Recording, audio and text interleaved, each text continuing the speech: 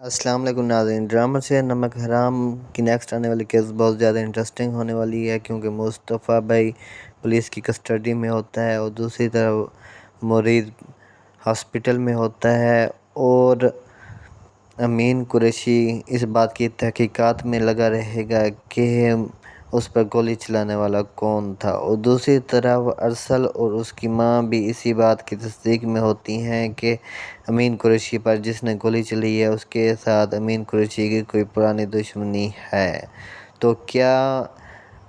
مصطفیٰ police کو سچ سچ بتا دے گا اور کیا مصطفیٰ کا راز فاش ہو جائے گا؟ اور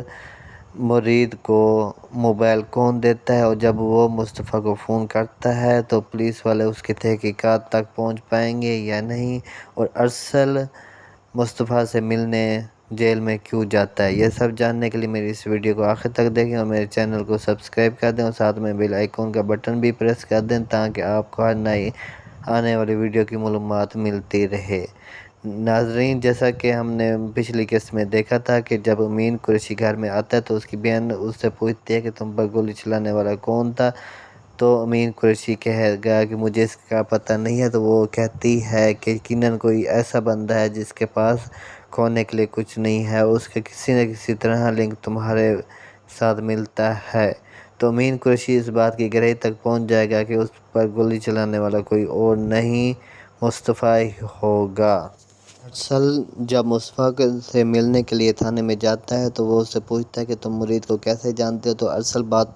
ٹال دے گا اور باتوں ہی باتوں میں کہے گا کہ مرید کو کوئی کیسے نہیں جان سکتا، مرید ایک بہت اچھا بندہ تھا جس نے ہماری بہت زیادہ مدد کی ہے، لیکن وہ یہ بات شو نہیں کرتا کہ وہ کون ہے۔ دوسری طرف مرید جب کچھ ٹھیک ہو جاتا ہے تو وہ ہاسپٹل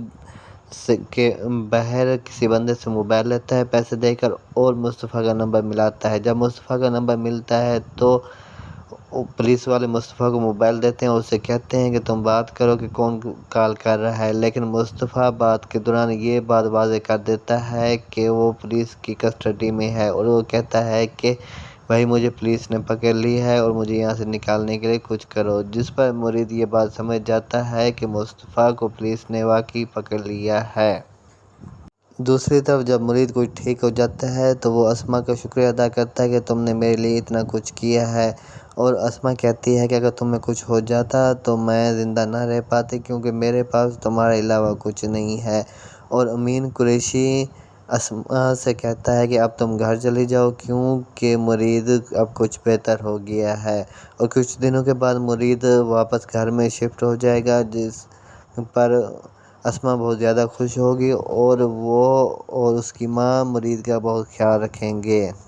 امین قریشی ملائکہ کے پاس جاتا ہے، اسے کہتا ہے کہ مجھے مصطفیٰ کی تصویر چاہیے جو تمہارے پاس ہو، تو